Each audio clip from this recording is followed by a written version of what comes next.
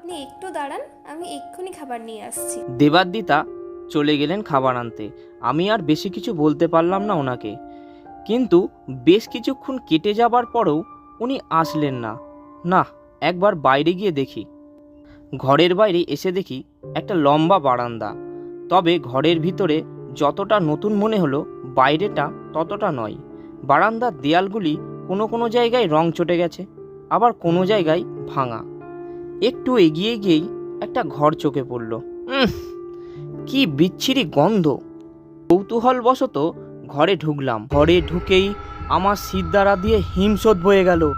ঘরের মধ্যে দাঁড়িয়ে রয়েছে দেবাদ্রিতা, আর তার পাশেই রয়েছে এক মুন্ডবিহীন লাশ। দেবাদ্রিতা পচা গলা লাশটার হাত কটমট করে চিবিয়ে খাচ্ছে। ওর মুখে রক্তের চাপ।